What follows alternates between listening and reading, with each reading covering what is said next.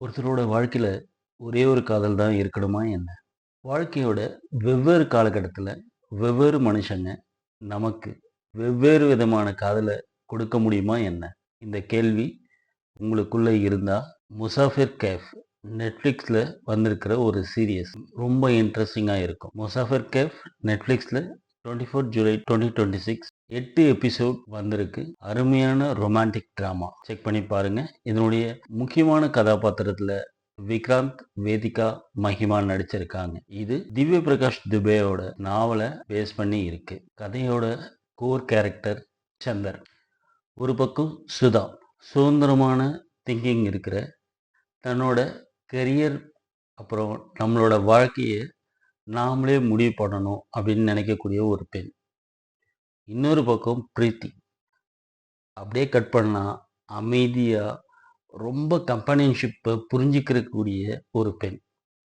சந்திரோட வாழ்க்கையில் இந்த ரெண்டு உறவுகளும் வேற வேற காலகட்டத்தில் வருது. அதனால இது வழக்கமான ஹீரோ ஹீரோயின் வில்லன் மாதிரியான லவ் ஸ்டோரி கிடையாது. இங்கே கான்ஃப்ளிக்ட் ஒரு மனுஷனுக்கும் இன்னொருத்தனுக்கும் இடையே மட்டும் இல்லை, ஒரு மனுஷனோட கடந்த காலத்துக்கும் அவனுடைய நிகழ்காலத்துக்கும் இடையே நடக்கிற ஒரு போராட்டங்களோட ஒரு அழகான கதை. சீரியஸோட ரொம்ப இன்ட்ரெஸ்டிங்கான ஐடியா என்னன்னா, நாம காதலிக்கிற ஒவ்வொருத்தரும் நம்மளோட வாழ்க்கையில ஒரே ரோல் தான் செய்யணுமா என்ன? சில பேர் நம்மளோட வாழ்க்கையில நம்மளை மாத்திருக்காங்க. சில பேர் நம்மோட தொடர்ந்து பயணம் செய்றாங்க. சில பேர் நம்மோட இல்லாம போனாலும் நம்மளோட வாழ்க்கையில அவங்க விட்டுட்டு போன இம்பாக்ட் ரொம்ப அதிகமா இருக்கும். இந்த ஐடியாவை தான் முசாஃபிர் கேஃப் எக்ஸ்ப்ளோர் செஞ்சு பார்த்துருக்கு.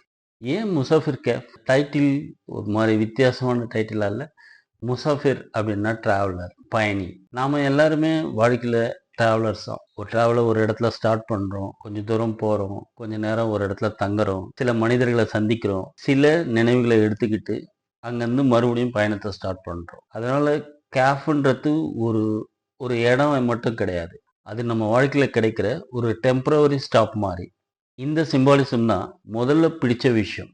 பர்ஃபார்மன்ஸ்னு எடுத்தீங்கன்னா விக்ராந்த் சந்தர் கேரக்டர்ல ரொம்ப நேச்சுரலாக சூட் ஆயிருக்கு. அவரோட கேரக்டர்ல ரொம்ப பெரிய ஹீரோயிசம் தேவையில்லை. அவர் குழப்பமா இருக்காரு, தப்பு செய்கிறாரு, அவர் காதல்ல சிக்கி எப்படி திங்க் பண்றாரு, வாழ்க்கையை எப்படி புரிஞ்சிக்க ட்ரை பண்றாரு அப்படின்னு நம்மளை சுத்தி இருக்கிற கேரக்டரோடவே வாரதுனால அந்த கேரக்டர் நம்மளோட ரிலேட் ஆகுது. வேதிகா, மஹிமா இவங்க ரெண்டு பேரோட பர்ஃபார்மன்ஸும் எமோஷனல் கோரை ரொம்ப சூப்பரா சப்போர்ட் பண்ணுது. இன்னொரு பெரிய பிளஸ் லொகேஷன். இந்த கதை போபால்லையும் முசரிலையும் நடக்குது. இந்த சீரியஸ்ல இது வெறும் லொகேஷன் கிடையாது. போபால் அப்படியே இளமையா ஆம்பிஷன் நிறைஞ்ச வாழ்க்கைங்களோட காதல் கனவுகளோட இருக்கிற இடமா அந்த இடத்த காமிச்சிட்டு கட் பண்ணா முசோரி ரொம்ப அமைதியா ஒரு மெச்சூரிட்டியான லைஃப் ஸ்டைல்ல இயற்கை நம்மளோட பேசுறத நம்மளால கேட்க முடியும்ன்ற ஒரு மெச்சூரிட்டியை கொடுக்கக்கூடிய இடமா அமைஞ்சிருக்கும். இந்த ரெண்டு இடமும் கதையோட எமோஷனல் ஜேர்னிக்கு ஒரு பேக்ரவுண்ட் மாதிரி வேலை செஞ்சிருக்கு. அதனாலதான் இந்த சீரீஸை பார்க்கும்போது